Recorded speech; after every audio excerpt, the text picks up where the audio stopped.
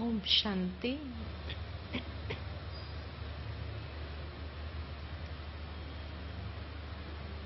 We heard a beautiful song that the company of God is such a unique company. No human company can be compared with God's company. And this is the essence of Srimad Bhagavad Gita also. Make God your companion, as Arjuna made him his companion, because companions are such who guide us at every step, and they never wish ill of us. They are always our good wishers. When God becomes our companion, then we also are able to overcome whatever difficulties that come in our path, whatever situations that we go through. He is always there to lend His hand and take us across in a smooth manner. Srimad Bhagavad Gita, the knowledge is so unique. Why? Because it is beyond what human beings are experiencing. It takes us beyond, it transcends our stage from a gross level to a higher level. Knowledge of Gita is incomparable in the way that it transcends us from a gross level to a higher level. And it is applicable for all human beings. Not only just for Hindus or for any particular sect or particular type of people, but for the entire world. And that is why we all know that the translation of Gita has been done in maximum languages of the world. No other book has received so much of translation as Srimad Bhagavad Gita, which means people from all the faiths, people from different backgrounds, wanted to know and understand the wisdom that is within Gita. No other religious text got so much of translations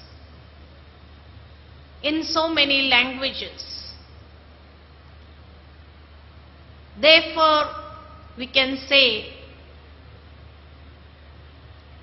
that Gita is such a book of wisdom where each and every human being finds an answer to the different types of problems that they are facing. It has pure spiritual knowledge, and its intrinsic beauty is that its knowledge applies to all the human beings and does not postulate any sectarian ideology or secular view. It is approachable from the scientific realms of all religions and is glorified as the epitome wisdom of all spiritual teachings by the Supreme. If we just look at Srimad Bhagavad Gita and its background, why is Srimad Bhagavad Gita so special? We all know the story of how it came into the practical form. That Veda Vyasji once was sitting in his meditation and he went into a trance.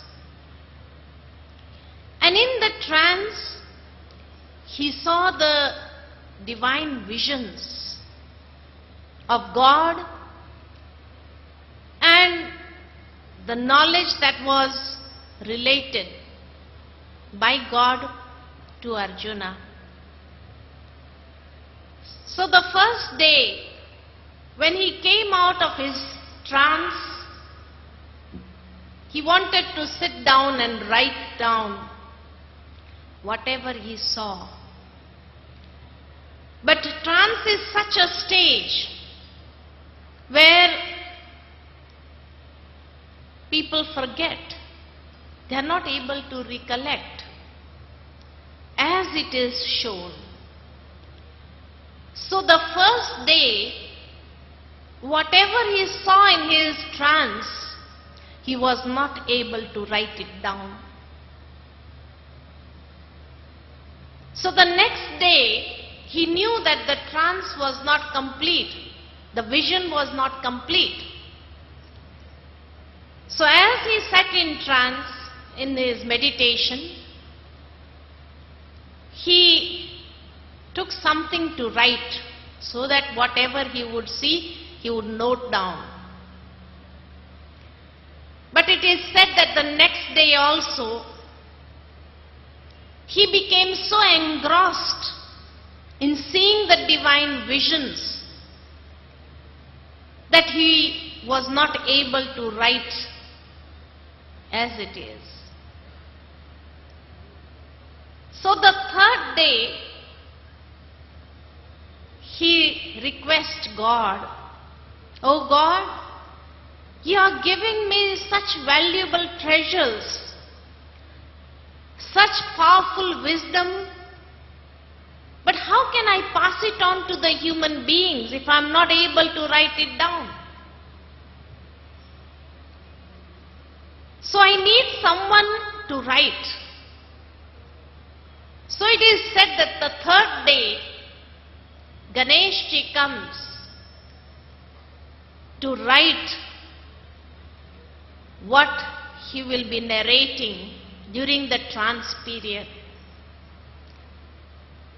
But Ganeshji comes with a condition, and he says that wherever you will stop, I will go away.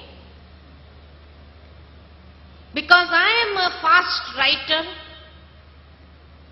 so you should constantly go on narrating. And non-stop I would go on writing. Vyasji agreed with this. So it is said that the third day, when he sat in his meditation and he went into the trance, whatever he was seeing, he started narrating. But the third day's vision was such, which had great spiritual significances, which was filled with some secrets. And in order to understand the significance and the secret, he had to take a pause. But in his subconscious mind, he was aware that if I take a pause, Ganeshji would go away. So I should not pause. So in this dilemma, what he did was, he narrated the scenes that he saw as it is, and thought, once I get the matter, afterwards I can relate it with the significances. So he narrated all the scenes that he visualized as it is. But afterwards, when he sat down to clarify the significance behind those wisdom that he had narrated, he was unable to do it. Why? Because he had narrated the whole vision in Sanskrit. And Sanskrit is a powerful language where one word also has so many different meanings. And after the trance, he forgot the vision. So he was not able to recall from which angle or with which purpose he had given that word. So he left the Gita as it is, which was then interpreted by so many people who tried to understand Gita. And therefore, there are so many opinions about the wisdom of Gita. Some said that the war took place practically. Some say it is the war that is constantly going on in human minds. Some come out with a different meaning, others would come out with a different meaning. And that is why we find one Gita has so many types of interpretations. As is the level of consciousness of each and every human being, as is the state of mind of each and every human being, accordingly they interpreted Gita. The original Gita, which was given by Vyasji, was quite small. It had 18 chapters but was quite small, round about in between 400 to 500 shlokas. But in the process of interpretation, some great souls, they added to clarify those shlokas. And this is how we find that the Gita comes up to 700 shlokas in 18 chapters. The wisdom which is there in the Srimad Bhagavad Gita is unique in the sense that it gives the salvation for all different levels. We all know that the state of mind Arjuna was having, the nervousness that he was going through, the depression that he came into, and he needed salvation for that. So there is salvation for the state of mind of souls in the present world. So at an individual level also, the wisdom of Gita is there to guide us. Then we find that the Mahabharata war and the message of Gita, which came into existence, was because there was a family problem. Pandavas and Kauravas were members of one family, the Kuru family. But there was a difference of opinion in the family. And in the difference of opinion, they started fighting. And the difference of opinion was due to wealth, kingdom, land, number of villages, and And what happens in today's family? In the families, wherever there is joint families, we find after some time, the joint families start breaking up. And the breakup is because of either wealth, either land, either property. This is the cause. So in Srimad Bhagavad Gita, we get the wisdom, or there is the salvation for the state of affairs in the families. So it is at that level also we find the wisdom of Gita guides us. Not only that, but in the society, we find that societies are also misguiding individuals. There are certain characters like Shakuni present in the society which are taking the children or guiding the children in a wrong direction. So there is salvation for the state of affairs in society at large also. In a nation, we find that the need of the wisdom of Gita is also there at that level, the national level.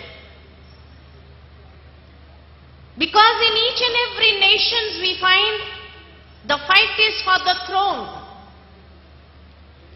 Where Dhritarashtra was also under the attachment of his own son, was willing to hand over the throne to the wrong people, in the wrong hands, and was not able to give justice to the right. And this is what is happening in today's world also. So the wisdom of Gita gives us salvation for the state of affairs at the level of the nation. And not only that, but in the whole world. As God has promised, yada yada hi dharmasya. So at the world level also, when the whole world is being driven towards a great destruction, a great catastrophe, God comes to uplift, to salvage the whole world. So the wisdom gives us salvation for the state of affairs in the world also. So from an individual level to the world level, from the micro level to the macro level, the wisdom of Gita guides each and every human being. This is why the knowledge of Gita is so unique, and everybody has tried to understand the wisdom which is there in Gita. How it is applicable at the individual level, because we find that in everyone's life there comes a time of ultimate challenge. When life seems unfair, every resource is over. Faith, values, patience, compassion, persistence, they are pushed to our limits. Some people use this opportunity to become better people, and others allow these experiences to destroy them. They want to end up their lives. They don't want to lead such a life. So, the wisdom of Gita gives salvation to those who have lost hope in life, and guides them how to lead a better life, as was with Arjuna. Not only that, but at the family level, there are such parents whose third eye of wisdom is closed due to attachment. in their children. And they are not willing to spare even an inch of land, which is compared to a pinpoint of a needle, in the place of 5 villages. Pandavas asked only 5 villages. But Duryodhana says, I would not give you a pinpoint of a needle also. So the ones who are religious and wise, they suffer in today's world. In other words, those people who want to accumulate in their life, they are not able to accept the religious and the wise, and they are not able to give them happiness. They are so egoistic that they will never give up feelings of distaste, anger, revenge, even if the entire community shall be destroyed. So this is what is happening in the families also.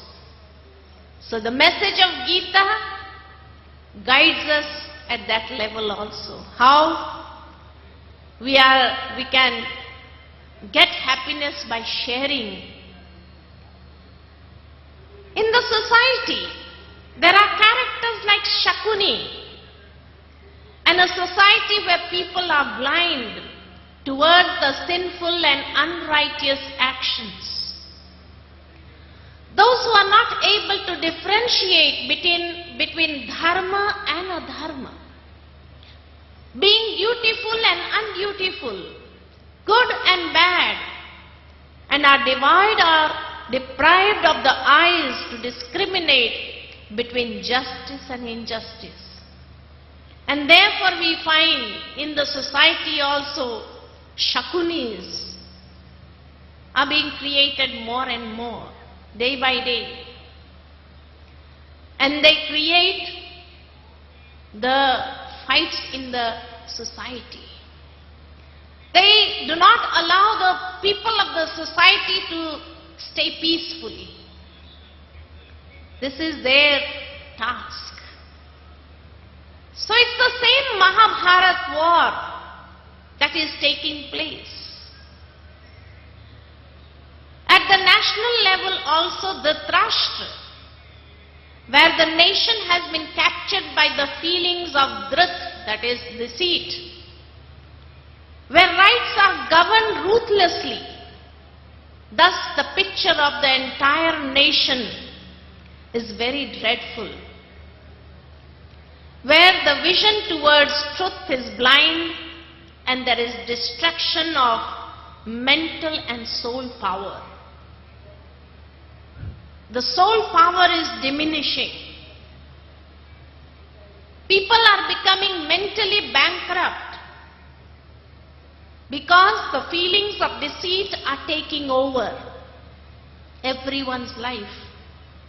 And this is how the nations are being governed. So the wisdom of Gita guides us at the national level also. And today the whole world is facing a grave problem. So God Himself has to incarnate on earth to give a new turn to the history. He has come to remind us of those lessons which are forgotten, so that our minds can once more become free from vices, attachments to human beings, and we can become the embodiments of yoga. That is, we can connect ourselves to God. We can establish a beautiful communion with God and get the experience of uplifting the self, elevating the self. And this is how we are able to create a better world. And this is where it reminds me that some great predictors also have mentioned India will be the guiding light for the whole world because of the powerful wisdom that it possesses. But sometimes we are not aware of the treasure that we possess. And we find that Indians are blindly running after the materialistic world and materialistic comforts. And the Westerners, who are fed up with all those materialistic comforts and that way of lifestyle, they are turning towards India for that wisdom. They come here, go to such places, just in search of the true knowledge, in search of the true wisdom. Where can we find that true wisdom? So it is such a beautiful book of wisdom, where the salvation for all different levels is received, from the individual level to the world level. And if we just look into the Mahabharata, before the Gita knowledge came in its place, Pandav and Kauravas belonged to the same family, the Kuru family. And the word Kuru literally means to do or to be done.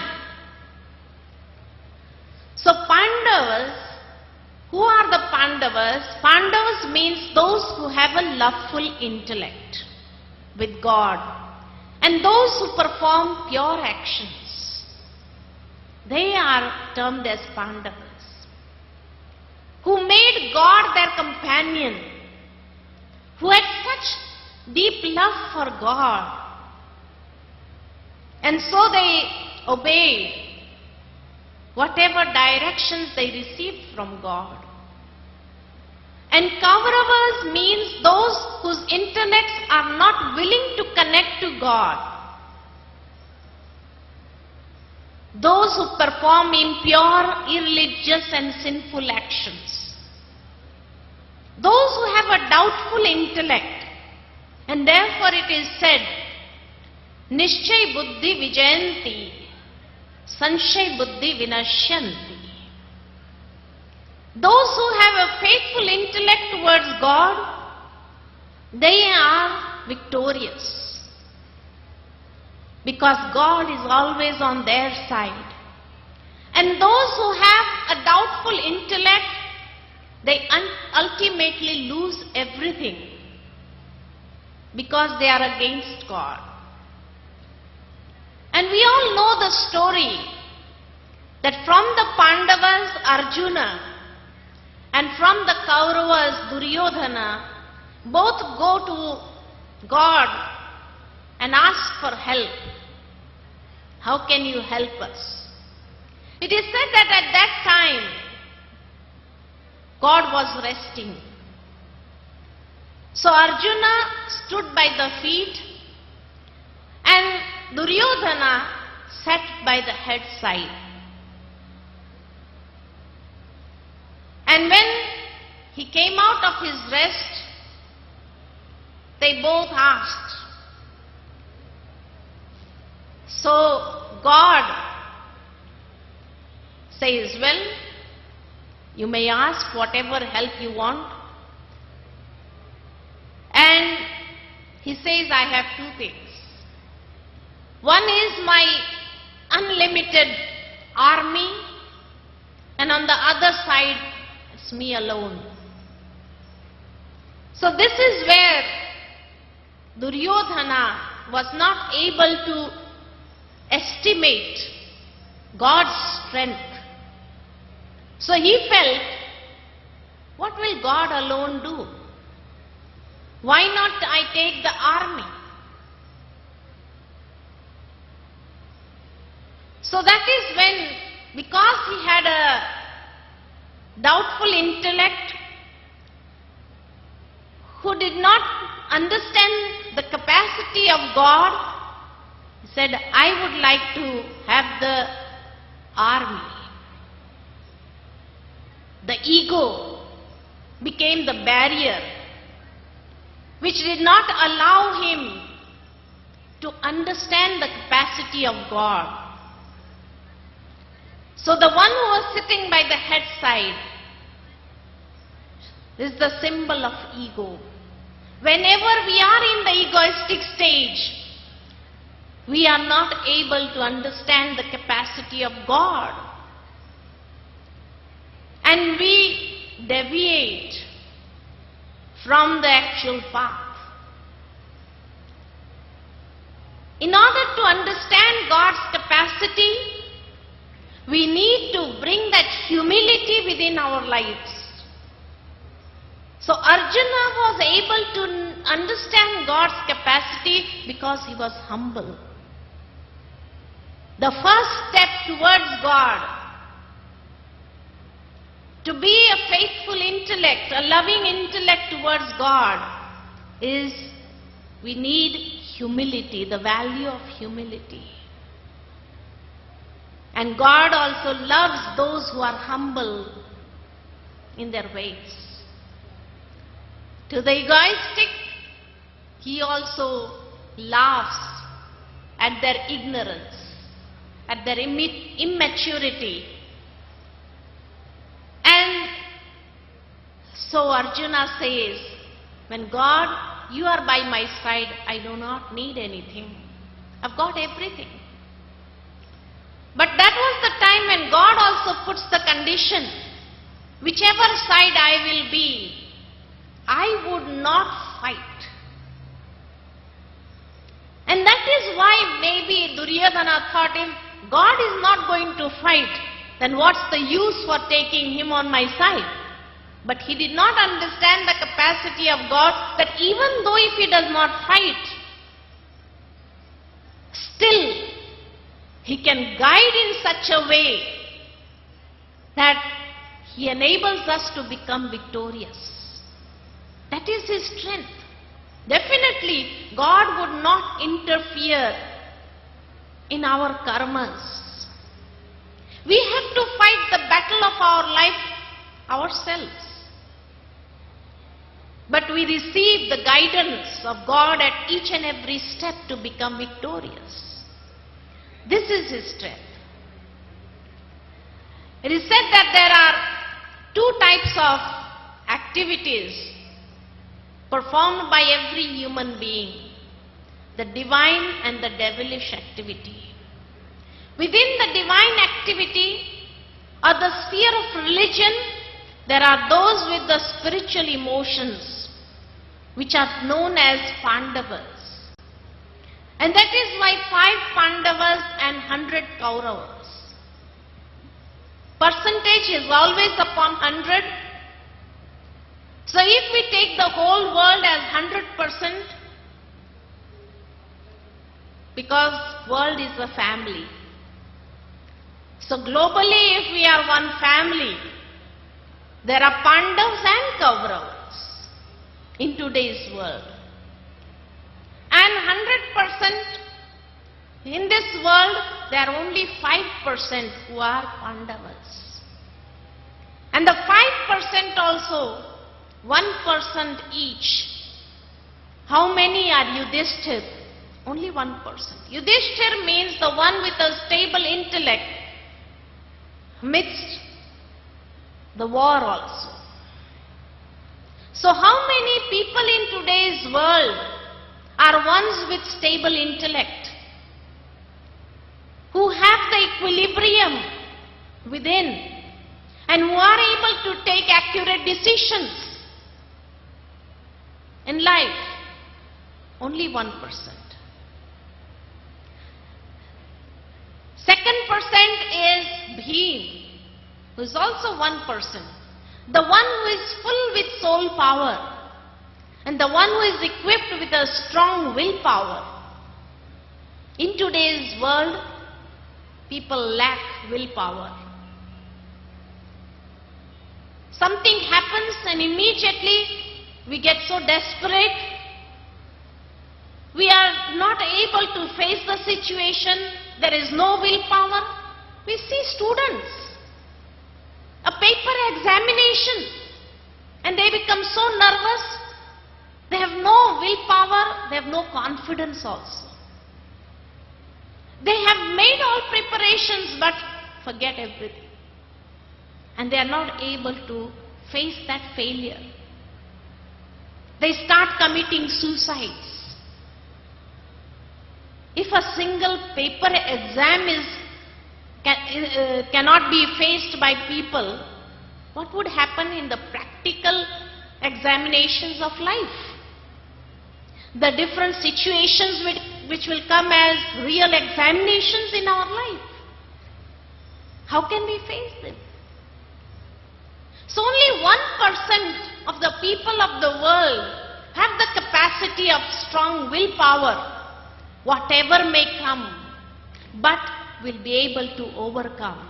So this is the powerful determination or willpower they possess. Only 1%.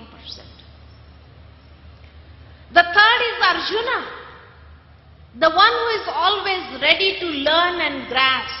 Arjan means to learn, grasp. And how many people have this attitude of learning from every situation, from every test that comes in life? Only 1%. Normally, whenever circumstances, situation comes, we start blaming, we start cursing, we start speaking ill of people, speaking ill of what is happening. We do not understand that this situation that has come in my life definitely wants to teach me something, wants to make me experienced, wants to give me a very powerful lesson in life which I can become a source of inspiration for so many, and I am able to guide them. But hardly do we see situations from that perspective.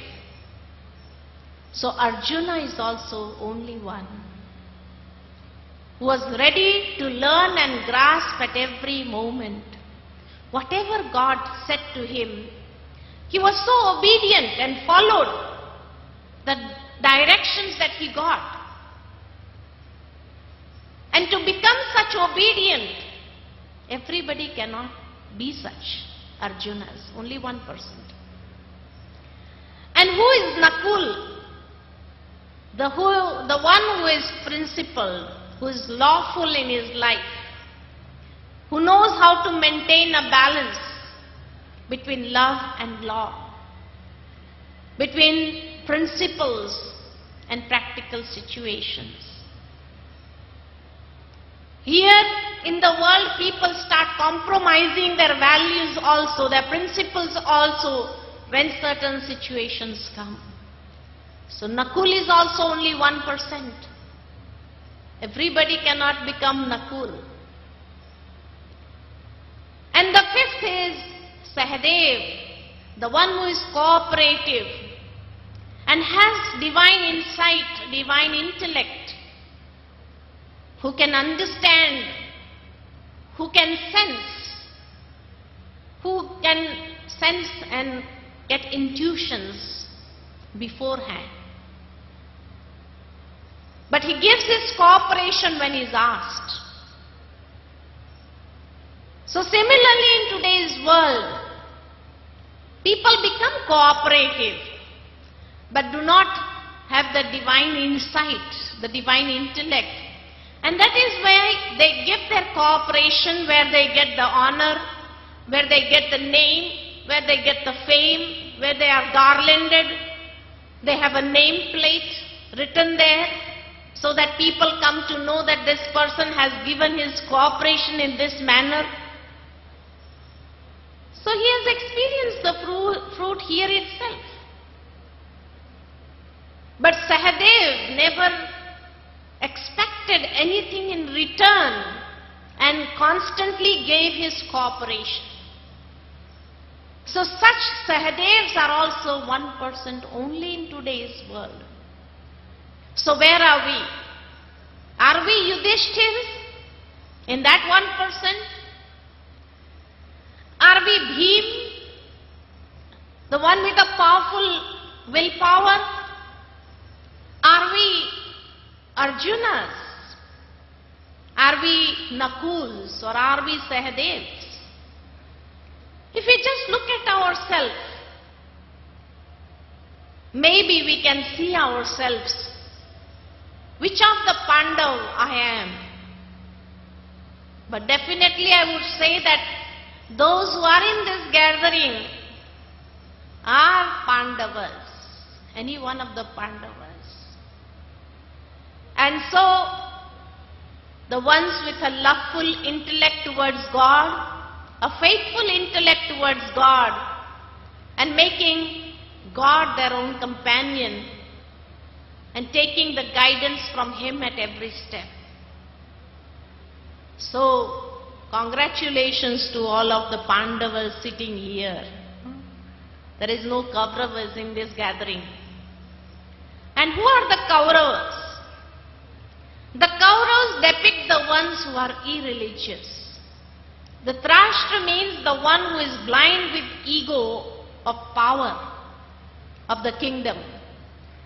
The ego of land that he possessed and the ego of physical power also.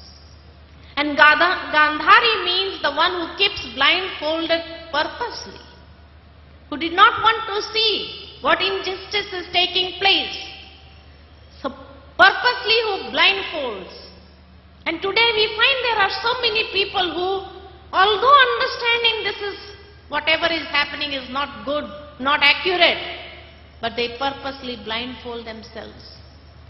Do not want to see what injustice is taking place and become helpless.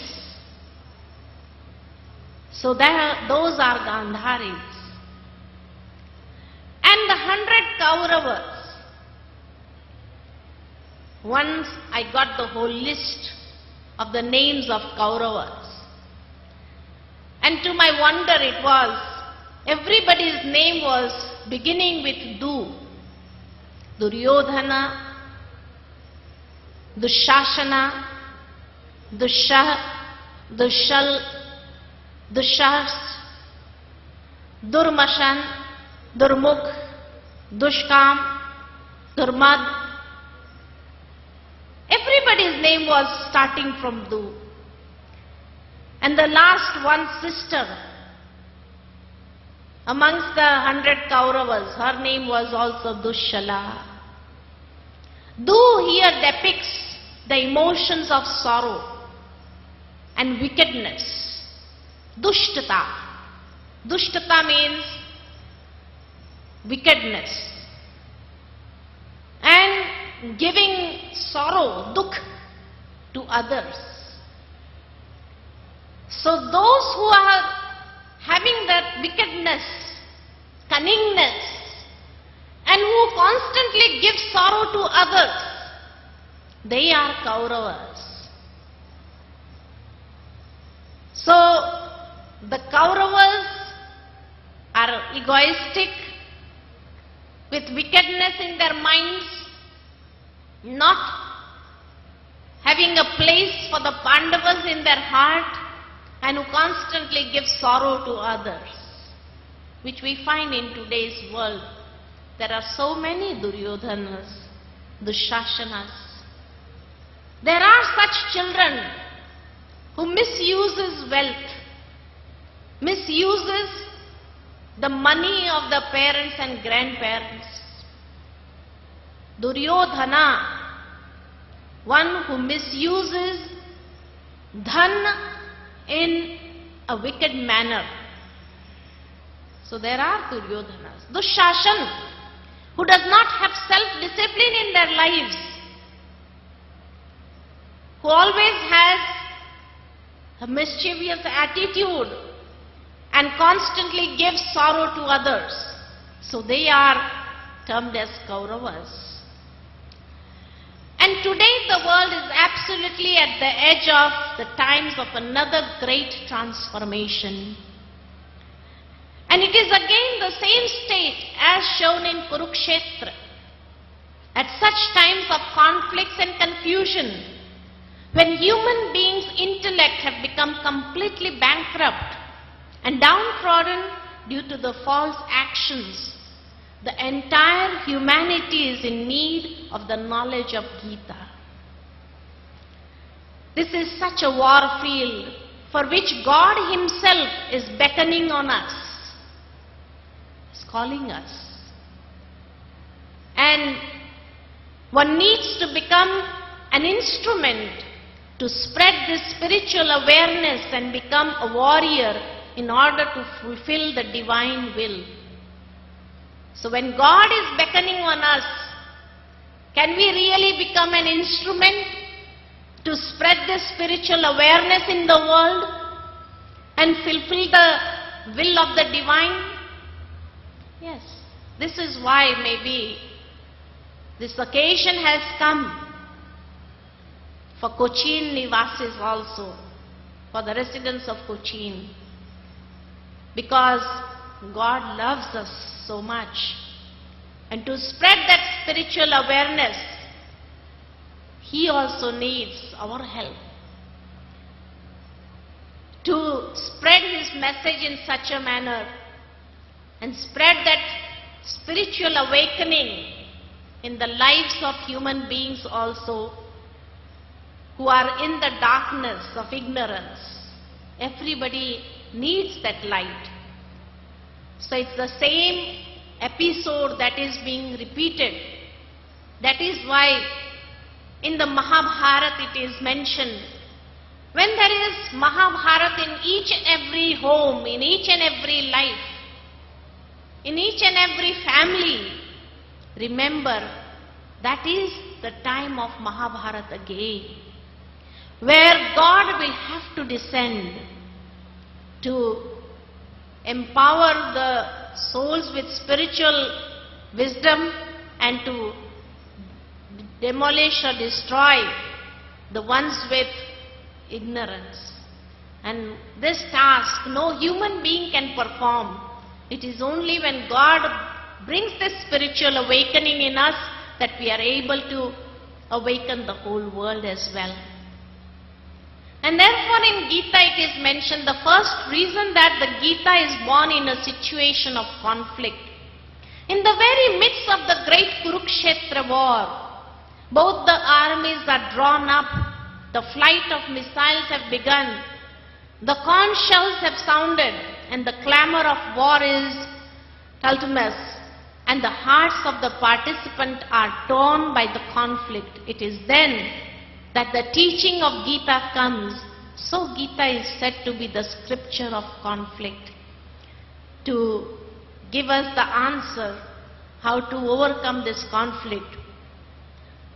And here Srimad Bhagavad Gita gives a training.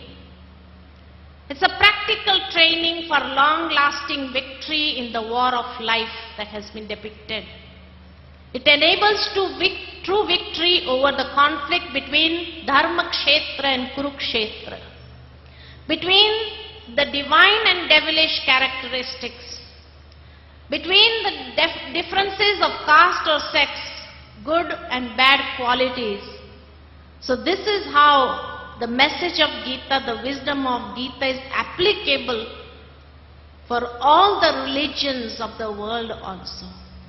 And it is not just the scripture for the Hindus only, but it is for everyone. Everyone receives the guidance from this book of wisdom. And it not only gives us theoretical methods, but it gives us the practical methods and how to use that wisdom in the practical form in our practical lives. Kurukshetra is not just a plain in Haryana, but there is a Kurukshetra within each one of us. It is within our psyche that the Asuri and the Devi powers are drawn up in array against each other. And it is within the mind of our consciousness that this battle has to be constantly fought. So Kurukshetra means the field of action. And in the field of action in our lives, the good and bad qualities that everyone has, negative and positive qualities that everyone has. When we are empowered by the positive qualities, the negative qualities arise. And it is a struggle that we have to go through. And sometimes we are not able to make up our minds. What is positive, what is negative? And this is when sometimes people, they are not able to understand and they take up the negative path. Temporarily they may achieve some happiness also. But in the long run, they experience a defeat. So it's a constant struggle that is going on. Today also if you go to Haryana, if you go to Kurukshetra, the place where the war is shown is a very small ground where millions of people cannot even accumulate. Akshoni. If the armies were Akshoni in number, unlimited in number, today we find that the population of the whole world, we can say it is Akshoni. So how can the population of the world be accumulated in one small place on that plain of Kurukshetra? So this life is Kurukshetra, the whole world is Kurukshetra. And when the whole world is Kurukshetra, in this field of action, everyone has to fight this battle. The Kauravas and the Pandavas are within ourselves. The good qualities, the positive qualities are like Pandavas, which are diminishing. And the negative qualities are increasing gradually day by day. And in that struggle we experience as if we are sometimes being defeated. And the negative is taking over our lives. But if the spiritual awareness is there, then we are able to overcome the negative also. And therefore it is mentioned in Gita that the path towards the ultimate truth of life is within man himself. It is created by his endless potentials and boundaries in the form of his mental, intellectual, emotional and spiritual facets of his personality. So understanding that and understanding the message of Gita, how we have to go within. Understand our true identity, understand our true self, and then go to that ultimate truth and experience. Therefore, the verses of Gita are spreaded in 18 chapters. The first chapter stating the problem of the human situations. The second chapter as stating the central issues and the approaches to resolving them. From chapters 3 to 17 as elaborating these approaches, and the 18th chapter is like summing up, which have been taken the very essence of Gita, which is as follows. The first is, Gita is a dialogue between God and Arjuna. That means when we become Arjuna, we want to learn, we want to grasp. So it's a dialogue between the self and the Supreme, the self and God. Today also when human beings get into confusion, when no human being can guide them, where do they go? They go to the temple of God. And in their prayers, they are actually talking to God. They are communicating to God. It is like having a dialogue with God. But it is a one-way dialogue. We talk. But we do not have time to listen to what He is saying to us, what He is trying to tell us, because our radar system, our intuitions are not that powerful enough to catch what God is trying to tell us. So Gita means it's a dialogue between you and God. We have made this world completely complex and polluted. We can make this world a better place to live in, provided each person instills this faith in oneself of where does he want to go and how he'll reach that goal he has created for himself. So this is what he has to understand. He has to be very clear about the vision, where he is going, where he wants to go, and how he is going to go through that path to reach that destination. So we have to understand all these secrets. So the first chapter, which is Vishad Yoga, lamenting the consequence of war, where it is shown that Kurukshetra is a scene of a war field. And there are two main characters, God himself and Arjuna. The witness to them are 4 million soldiers and their commanders. As soon as the names of both the armies are proclaimed, Arjuna starts feeling deeply disheartened. This fear in him is because of the thought of losing all his dear and near ones, and even the sin of committing such a grave act of war. Now when we all know Arjuna was a Mahayodha who had all the potential, who had fought so many wars single-handed, who had faced Bhishma, who had faced Dronacharya before also. Mahabharata was not the first time that he was facing all his seniors, all his elders. When he was hiding in the 13th year, it is said that at that time also when Duryodhana was suspicious about their existence, where they are, and he took the army, single-handed, Arjuna faced all of them. He faced Bhishma also. He faced Dronacharya also. So Mahabharata was not the first time that he was facing them. If he was not depressed at that time, why should he get depressed this time? But if we just look at this situation with an example, that in the olden days, in villages, we had the 5 wise people, the Panchayat, who used to give all the decisions. If anybody committed anything wrong, they gave a decision. And they punished.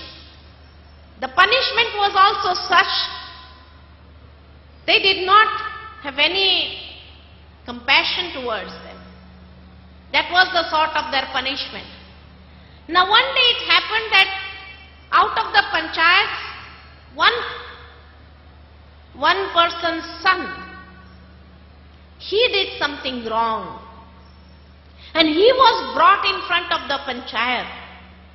And when the father sees the son, and he has to give a decision, he has to give a punishment for the wrong that he had done, what will happen to him? His attachment arises. And at that time the wisdom also comes to him, and he starts appealing to the others that the youngsters, sometimes they are misguided. They happen to go onto the wrong path. We should not punish them immediately. We should give them a chance to improve so that they can become better citizens. They can become better people for the future times.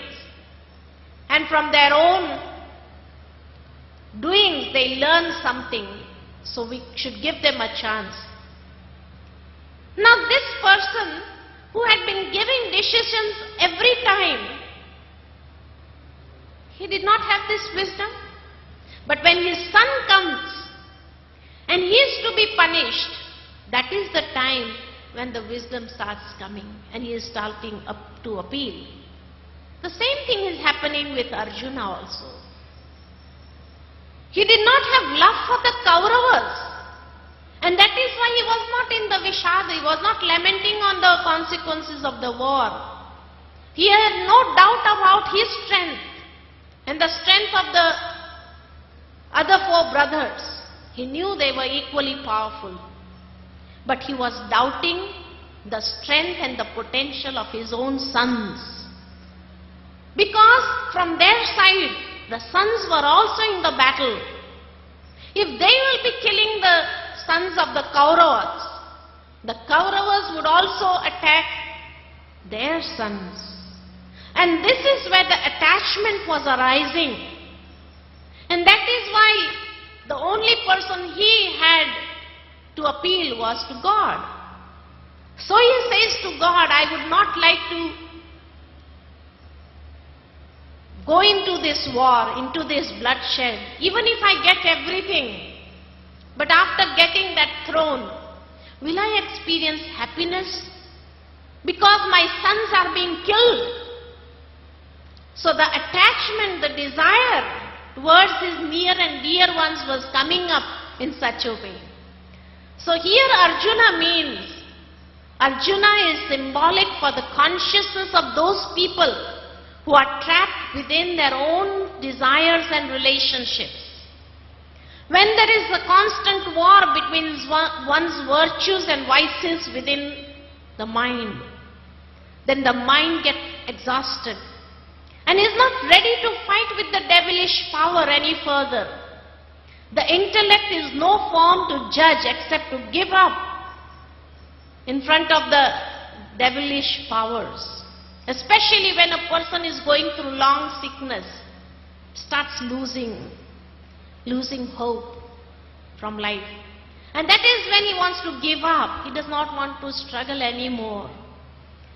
When a person is meeting constant failures, he does not want to go further with these failures, loses hope, and wants to give up in this struggle.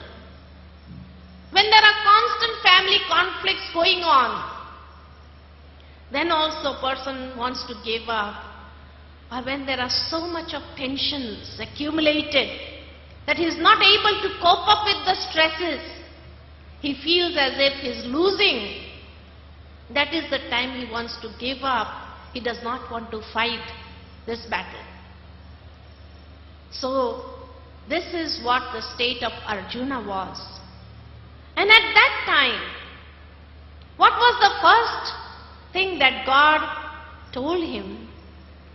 In the second chapter, he is given the knowledge of Sankhya Yoga, yoga of knowledge, the wisdom, the long-lasting eternal authority of the soul. So the essence of the second chapter is from verse 1 to 10. It's a dialogue between God and Arjuna in context of the coward attitude of Arjuna. From the verse 11 to 30, the topic of Sankhya Yoga, the body being the costume of the soul and the soul being immortal. From verse 31 to 38, the description or narration of the need to stabilize in the self-religion to deal with the war. From verse 39 to 53, the topic of Karma Yoga, yoga in action. And from verse 54 to 72 is the signs of a person with a stable intellect. Sthir buddhi, sthita pragya. So what are the signs of a sthita pragya? That is given, that is described. So this is the essence of second chapter. And in the first 10 verses, when Arjuna is communicating with God, finally he surrenders. So Arjuna accepts the position as a disciple of the Supreme, and taking complete of him, requests God to instruct him in how to dispel his lamentation and grief. This chapter is often deemed as a summary to the entire Bhagavad Gita. Here many subjects are explained, such as Karma Yoga, Jnana Yoga, Sankhya Yoga, Buddhi Yoga, and the soul. Predominance has been given to the immortal nature of the soul existing within all living beings. And in that, we find that Arjuna means today's human being, how it is compared in today's world, that the intellect is not able to judge and the mind gets tired, thus the individual is drawn to depression. Because there is no power within to direct or rule the mind in the right direction. A ray of hope is only possible when Supreme Intellectual Personality guides us. When the Supreme descends and answers the questions which are distracting the mind of an individual, and the truth is that we are souls. We are that conscient entity and not this body. This body is like a costume. So the body is the field to perform action, karma kshetra. Whatever seed in form of good or bad action is sown, grows into a form of a particular sanskara, the personality trait. The expansion of this field are our senses. Human being is dependent on the three gunas, sato, rajo and tamo, to perform actions. Is not able to stay without action even for a moment. And this is why this field is called as karma kshetra or kurukshetra. And the knowledge or the laws and commandments of the war is given by God to Arjuna, where he says that it depends on the capacity of each Bharatvasi to tolerate happiness, sorrow, cold, heat, praise and defamation. The vices in the awareness and the attitudes make one vicious in such a way as when water would take its form as it is placed in a mold. This is a conflict between the field and the field man, in which the devilish traits have to be completely demolished and our state of awareness gets established in God. A stable person, that means a soul, cannot be possessed by his senses and vices, as he sees himself to be equal in happiness and sorrow, and he becomes worthy to attain the element of nectar, amritva, that is eternity. So here it is clearly mentioned, it's not a physical war, but the war or the struggle is when there is happiness and sorrow, where there is cold and heat, praise and defamation. So it's not a physical war where God inspired Arjuna to kill some people, to have a bloodshed. If God would give such inspiration, then if today's human beings kill people who have negative attitudes, who have done wrong, why did we put them in prisons? Well, if God has given this inspiration, why do we cannot forgive them? So this shows, when God clearly mentions, it depends upon the Bharatvasi of how much he can tolerate. So how much tolerance he has. And in order to increase this tolerance, it is said in the body, a human being has to pass through 3 stages: childhood, youth and old age. Similarly, to attain a new body is also a stage of transformation. Within that process, the soul is not destroyed. The soul is eternal, imperishable, indivisible, invisible. And that is when it is said that soul never dies and is never born. It is beyond birth and death, an eternal entity ever existing. The soul cannot be killed when the body is killed. The 5 elements of nature cannot harm the soul in any way. But the glow of the soul increases with virtues and dims with the vices. The soul is powerful when not entangled with worldly bondages and weakens when entangled in the worldly bondages. So it is said, it cannot be cut with the sword, it cannot be wet with the water, it cannot be dried with a fan, it cannot burn with the fire. It is beyond the effects of the physical elements of nature. The soul is imperishable. It is eternal entity, and we are all that eternal beings. Eternal soul, spirit. Just as a person renounces the old costume with great happiness, while wearing a new one, similarly is the soul too renounces the old body while taking a new one. This is an eternal law, that the one who has taken a body has to leave one day. The soul is immortal, but the body is not immortal.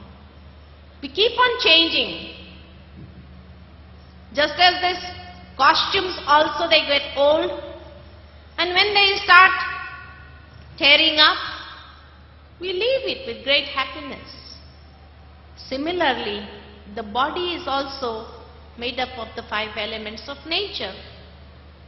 So, by using it too much, it also wears and tears, and that is when happily we have to leave. But why do people lament when leaving the body? Because human beings know in today's world they have not performed such good actions as much as sinful actions they have committed. And so they have the fear of their own sins. And they do not know where it will take them. So they feel we are comfortable in this body.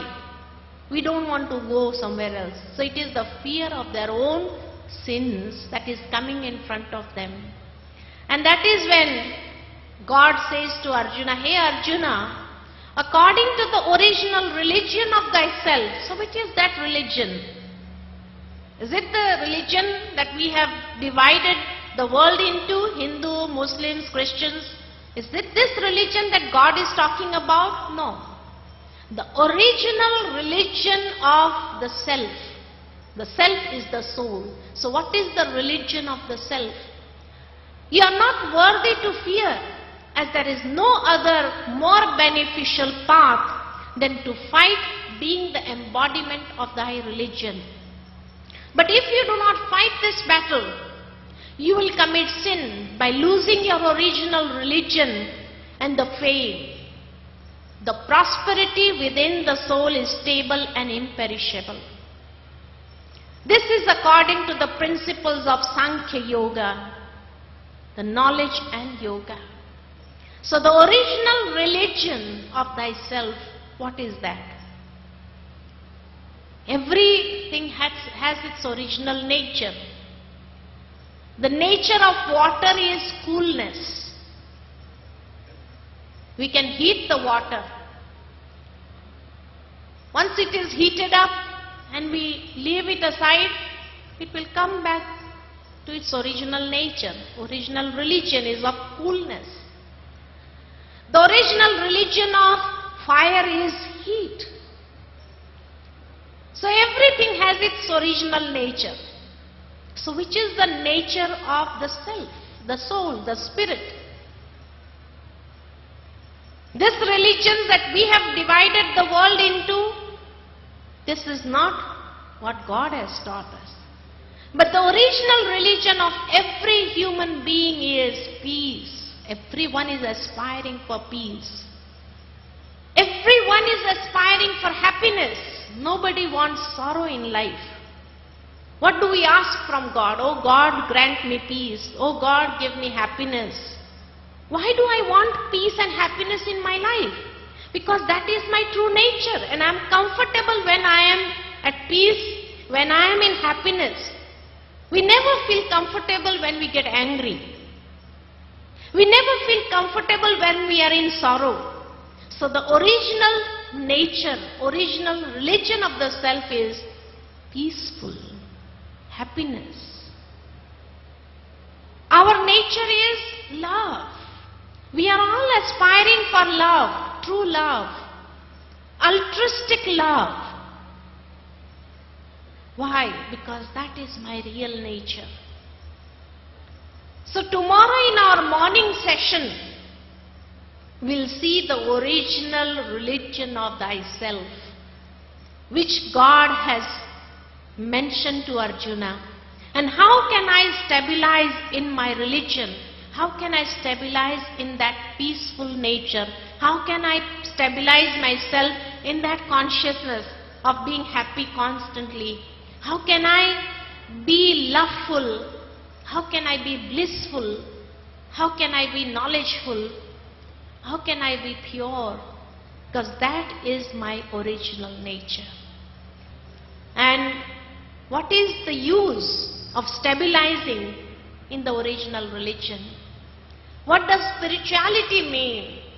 Spirituality means stabilizing the self in the religion of the self and experiencing those qualities, empowering ourselves with those qualities and becoming powerful from within, recharging the batteries of the soul so that we constantly radiate those qualities in our relationship, in the world.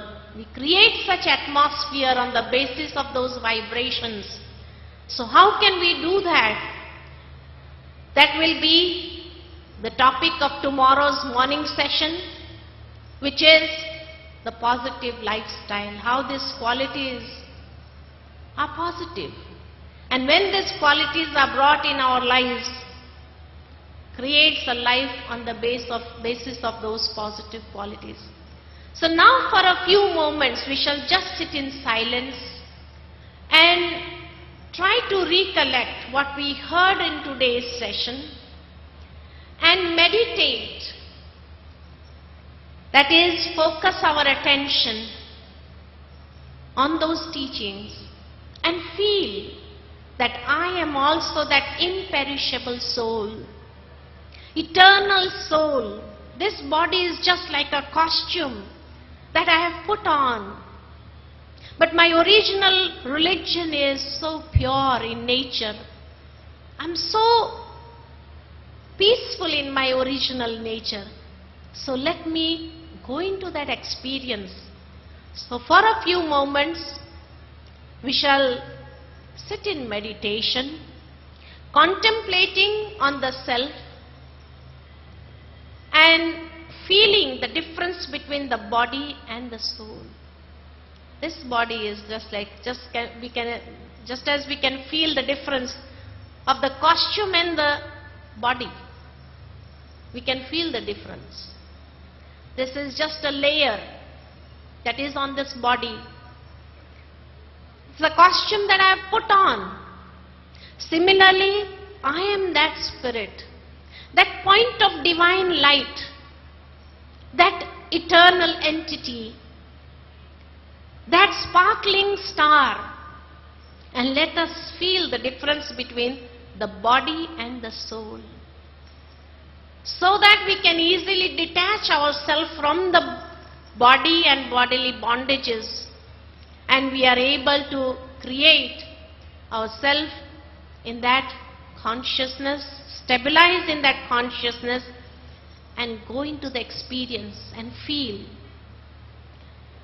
And for that, visualize the self as a point of light, as a divine light, not a physical light, but I am a soul with divinity. So are we ready? Can we go into that state of meditation for a few moments? So let us take our attention away from this physical world, away from the surroundings. Sit upright. Let us be the masters of the physical senses. The more the physical senses are in a concentrated state, the more we are able to discipline our mind. So for a few moments, let us take our attention and focus within. As I'll give you the thoughts, do not just repeat those thoughts, but try to go into the feelings and feel.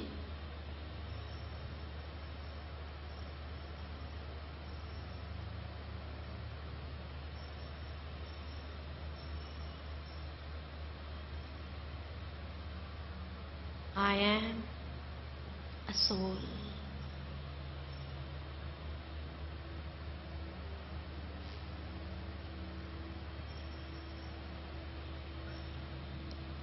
For a few moments, I turn my attention away from the physical world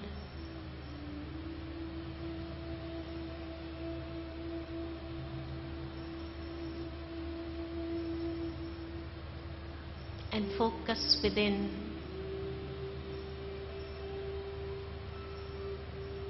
This body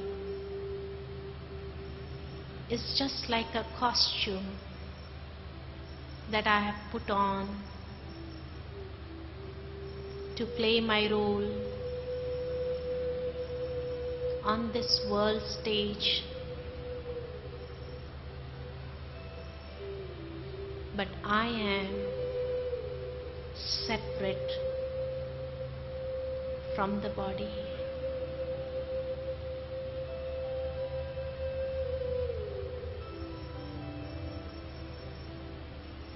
With my mind's eye, I visualize myself as a divine being, a conscient entity,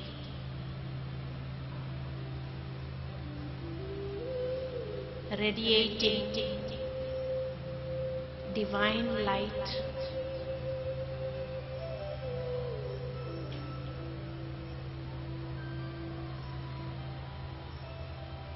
As I visualize myself,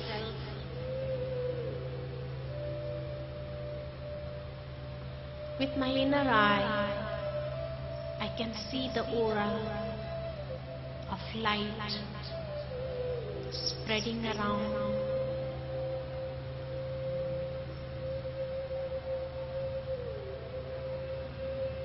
Being in this aura of light, I am the embodiment of light, a powerful spirit, a powerful soul.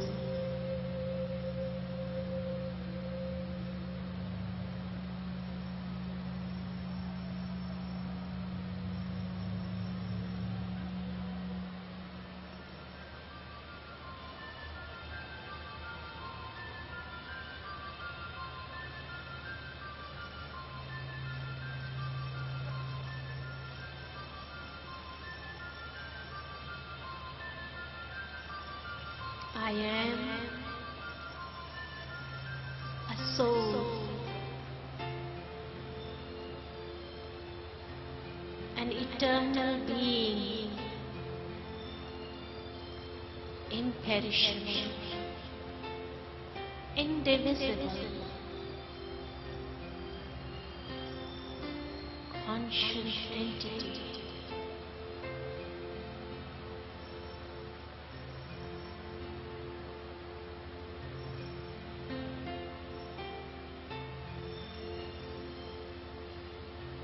The five elements of nature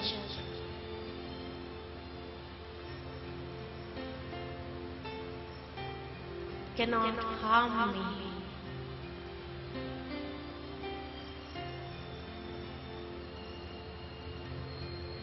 Slowly and gradually, I realize my original nature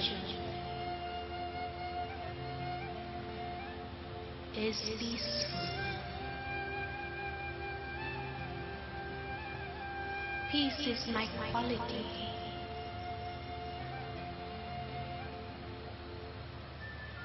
I become the embodiment of peace.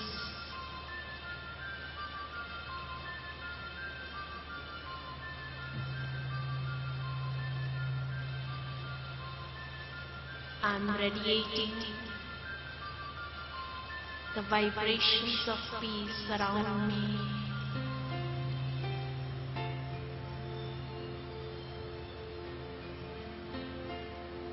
I can feel the peaceful vibrations around me. My thoughts are calming down. My mind is becoming silent.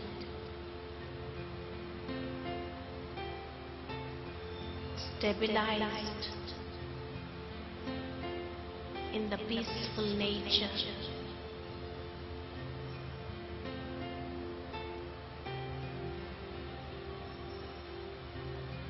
There is a very pleasant feeling being peaceful.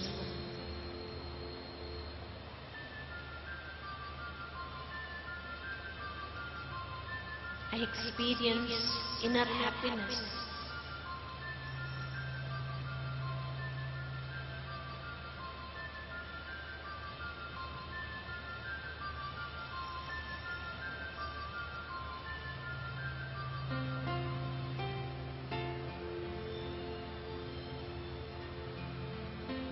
I feel so light within.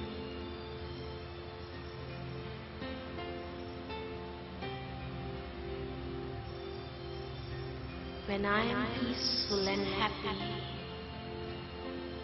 there is no bondage. I experience freedom.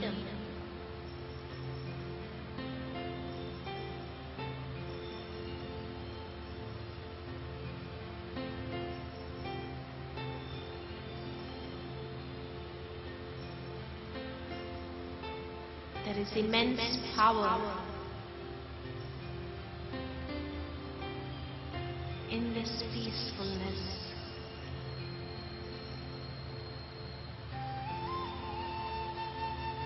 As if my battery is being recharged with the power of peace.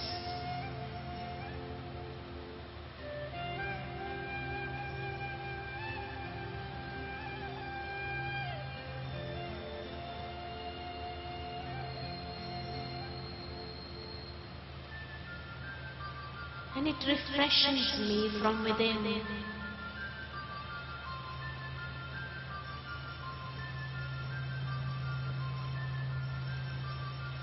This is my real identity.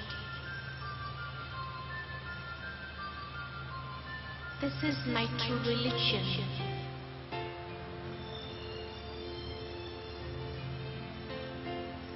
Now I realize I have to become an instrument in God's task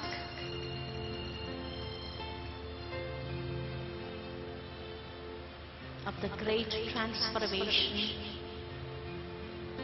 of the world.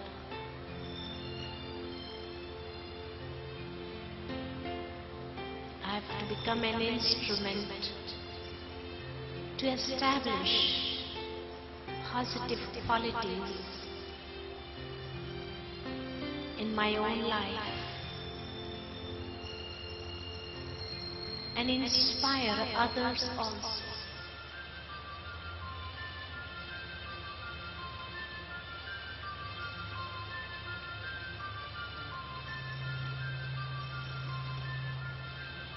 I can inspire through my own life.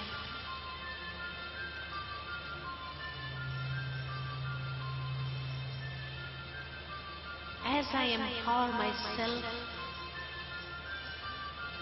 with the divine power, I become the master of my physical karma kshetra. I become the master of my senses, and I'm able to channelize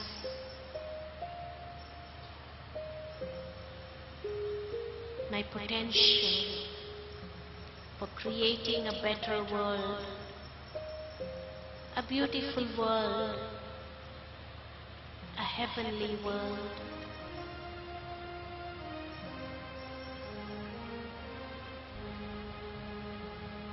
And this is how I become worthy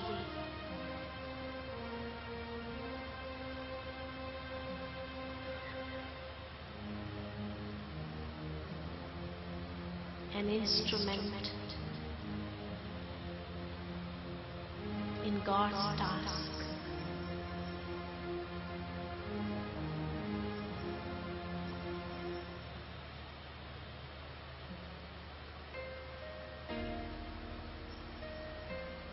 As I become a true Pandav,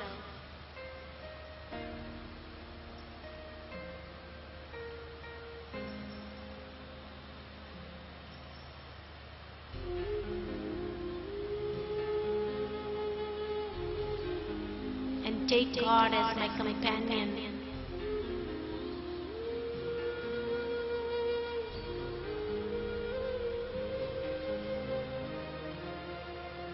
I feel charged from within.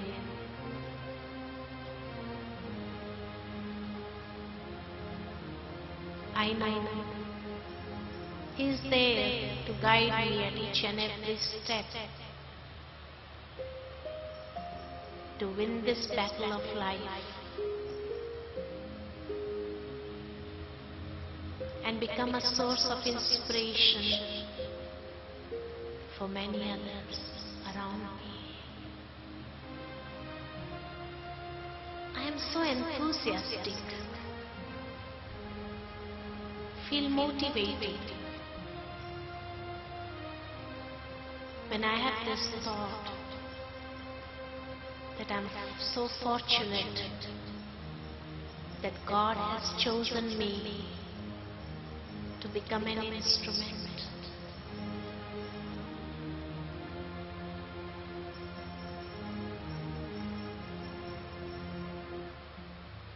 I have to prove the worthiness through my qualities.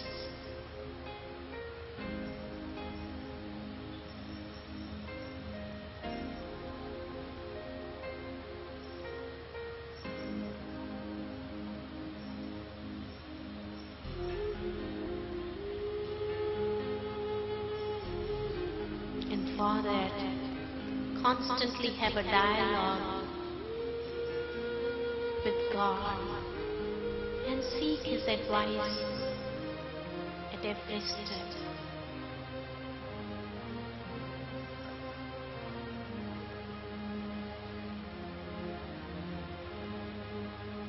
Slowly and gradually, I turn my attention to the physical self,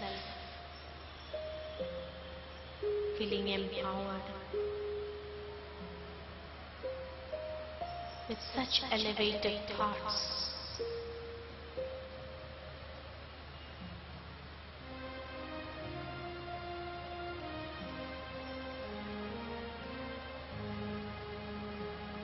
Om Shanti Shanti.